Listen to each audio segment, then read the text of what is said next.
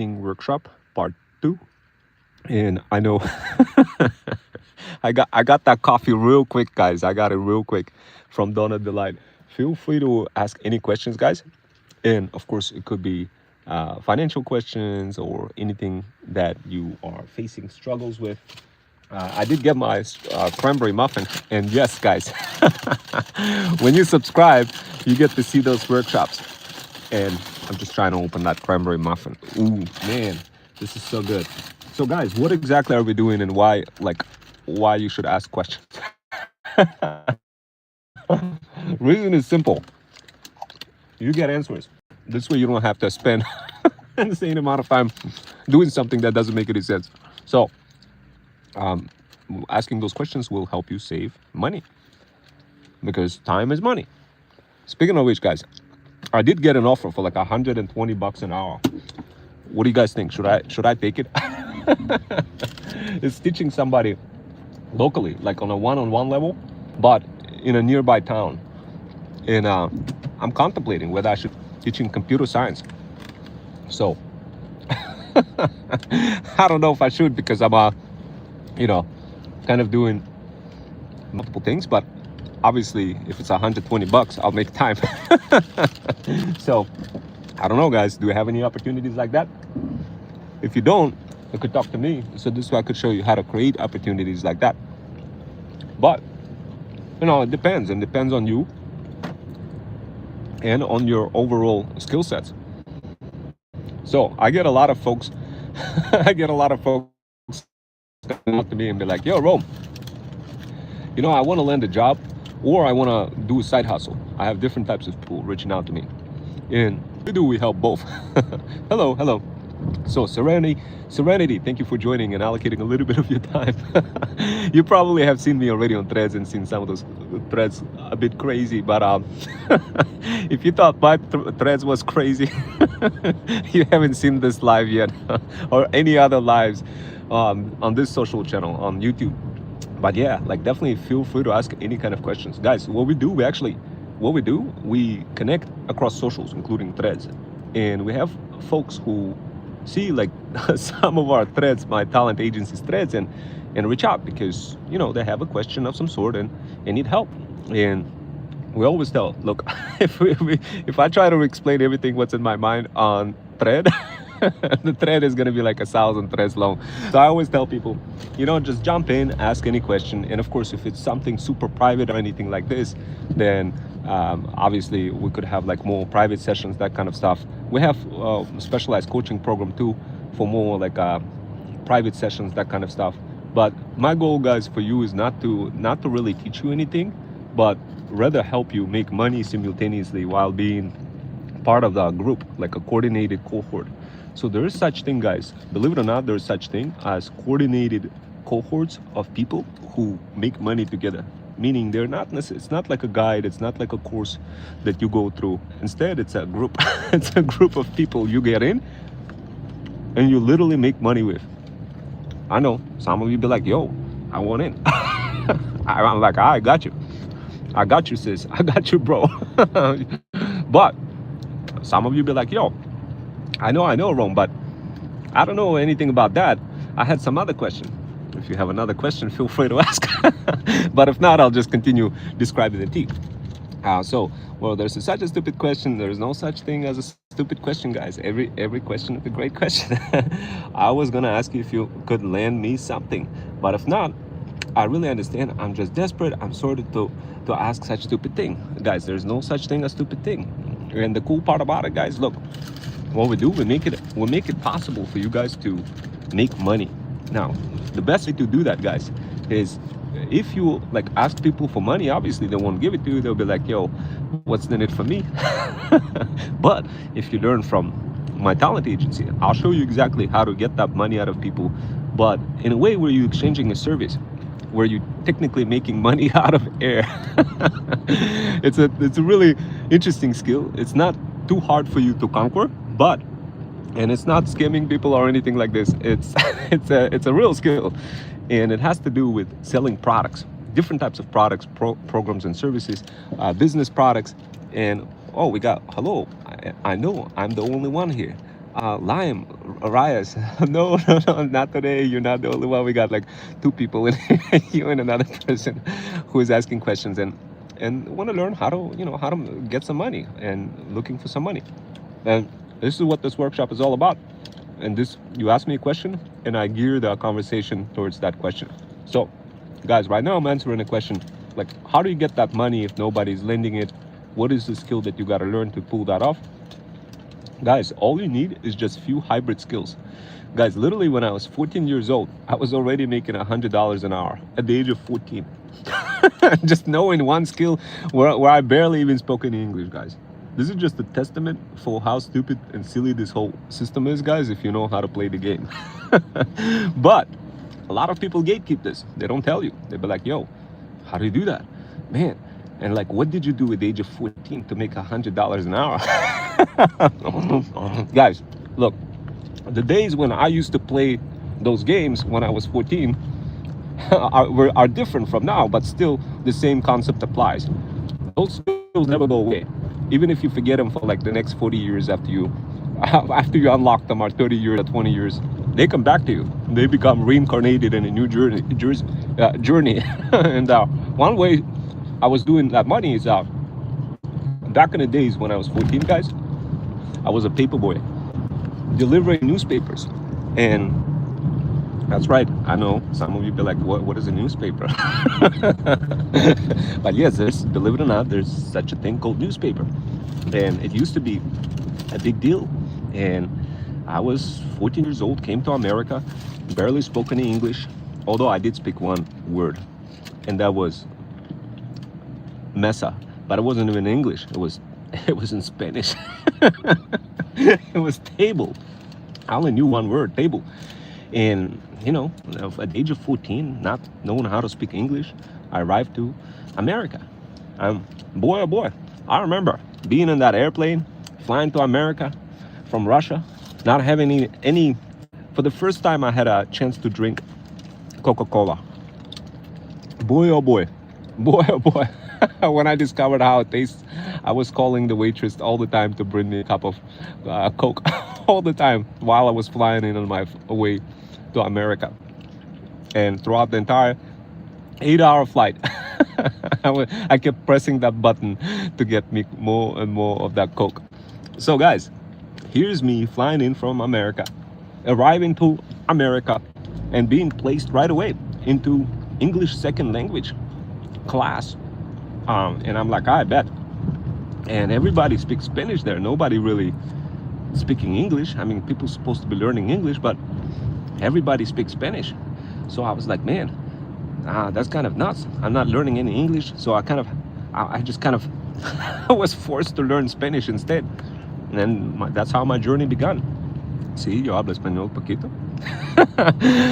And yes, I learned a little bit of Spanish, but afterwards, I started picking up some English, watching movies, and here's me at the age of 14. I'm thinking, man, I need to make some money. I need to make some money, and I don't really have a lot of skills. And I mean, I thought it's a land of America, the land of gold. That's where I arrived. There got to be a way to make some money.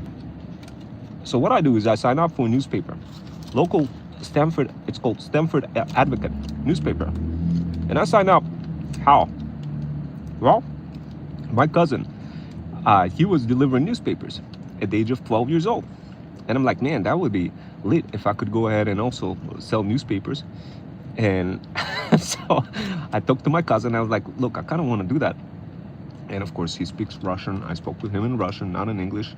And he was like, I bet. Let me go ahead and connect you with this company, Stamford Advocate. And I'm like, I bet. Let me, I contacted Stamford Advocate he introduced me. And out of a sudden, they were like, yeah, we'd like you to be our paper boy. And I was like, I bet. So immediately, guys, I went ahead and I started delivering newspapers to buildings near me where I used to live and other buildings near me. And I would deliver simple newspapers. And it all first started out with basic newspapers, with me delivering them. And me at the age of 14, I literally looked like I was 10 years old. I didn't start growing until I was 17 fully. And it got to the point where out of a sudden, I was no longer just selling newspapers. I was doing something else. One day, my manager, my newspaper, from Stamford Advocate, asks me if I want to go on a paper route to see if I can try to get some clients to sign up for newspapers. So instead of just delivering newspapers, I get that offer to see if I could just walk around with my manager, knock on some doors, and see if I could sell some newspapers. At first, I was like, man, I don't know anything about that, but I bet, let me do it. I didn't really, I would never figure that out if my manager didn't tell me that. I would never go and knock people's doors and be like, yo, can I sell you a newspaper? Hell no, I would never do that. At the age of 14, guys, you kidding me? And while I'm looking like 10, never. But I did it. Why? You see, because in Russia, I was really hungry. I didn't really have any money to eat. I was running out of, my parents weren't getting paid. It was the whole Soviet Union going through destruction, disintegration, and there was not a lot of food. So before I left to America, I decided to help my parents and sell some wrenches, some bunch of stuff on the market, like hammers and all sorts of things. And at the age of 12, I went to the market and I got myself a table. And you're supposed to be paying for that table. I didn't have any money to pay for that table. But at the age of 12, I looked even less than 10 years old. I looked like 8 years old because as I mentioned, I wasn't really growing until I was 17. And for whatever reason, it's just later I started growing more and more. So anytime people would stop by my table, they would see all sorts of wrenches, tables, all sorts of equipment. And they would melt. And they would be they'd be like, man, I can't believe there's this little boy standing over here in a cold winter selling hammers, and it was door hangers and a bunch of other stuff.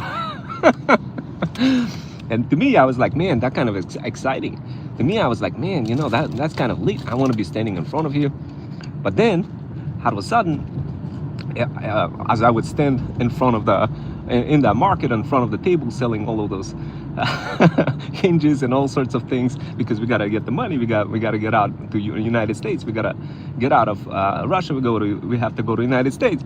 I have to sell everything. So all those people coming up, and they'd be like and they see me, and they'd be like, oh, can I buy this, can I buy that? And all of a sudden I started selling things, and I'm like, man, that's kind of lit. I'm selling all those products. That's kind of lit. That's kind of lit. So I keep selling. And all of a sudden, people be like, yo, it feels like you're cold a bit. I could hook you up with some vodka. So I was like, I bet, let me take a shot. It was really cold, guys. It was really cold. So I had a taste of vodka at the age of 12, real quick. And it was really cold, guys.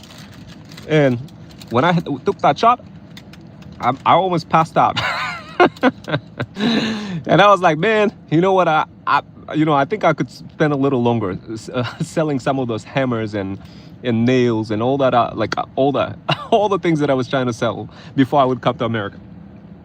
And sure enough, sooner or later, bunch of folks, tax collectors, and they would come up to me, and they would say, they would come up to me, and I would see them from a far distance. They would see the table, that I have a little table, that I have a little spot, that I'm trying to sell things. And they see that I'm 12 years old. They come up to everybody else and decide to leave me alone and not ask me for any money. And I was like, man, this is kind of cool. I could continue selling and not pay any taxes or anything like that. So I was excited about it. I was excited about selling. Next thing you know, I sold so many different things that I was able to get a little scooter in Russia, although it was broken, but I still managed to get one. And with that money, I was like, man, I think I have a little bit of income. a little bit of money. And for the, for the younger me, I didn't really, I didn't really think too much about it, other than like, man, that's kind of late. I have money. And with that money, I went to America. Of course, not with just that money, but it was my parents' money as well. But I went to America to make a beautiful living, to make a beautiful life. I arrived to America, and at the age of 14, I started selling newspapers. Newspapers in getting customers by knocking on the doors of people. And my manager would be guiding me and be like, and all my manager would just tell me like, say this: if you wanted to get access to 7-day-a-week newspaper, pay like $7.99. But if you wanted to get for broken English, I was able to learn this phrase, knock on the door, smile, and people melted. People melted because they saw me like a little 10 years old boy, looking like 10 years old, knocking on the door, trying to sell a newspaper. And I would always tell them like, if it doesn't work out, you could always cancel. If it doesn't work out, you could. And guys, I became a paper boy of the month 3 times in a row. And I was, those guys loved me so much. Stanford Advocate, they wanted to send me to France. And they were giving me all sorts of McDonald's tickets, like coupon stickers that you could use to get McDonald's food. They would give me so much presents. They would send me to all the park, Lake Compounds Park. They would, they literally asked me, they said, you won the paper boy of the month 3 times in a row. 3 times in a row. 14. Did you like, guys, did you this story? This is why, guys, I create workshops like this. So this way you could ask me questions. Guys, look, many of you are struggling, trying to figure out a way for how to get that money. The only way you're going to get that money is by discovering hybrid skills. The type of hybrid skills that are not taught in college. The type of hybrid skills that you could apply right away to promote feudal lords. Bigger companies, just like the way I described with the Stanford Advocate, who is technically the feudal lord, who I served at the age of 14, conquered my fears and discovered a brand new avatar within me, and went all in. Guys, I didn't need a lot of skills.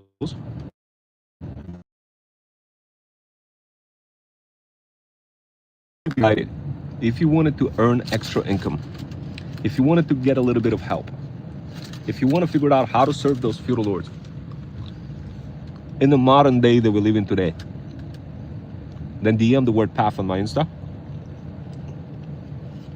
So this way you can get guided more further by the cohort of people who can help you spawn more feudal lords.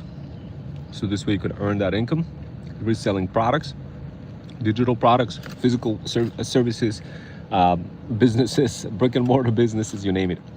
And yeah, guys, if you're interested, let me know. DM the word PATH on my Insta. But I'm gonna finalize and finish eating that coffee. I'll see you guys in that bagel. I mean cranberry muffin. I'll see you guys next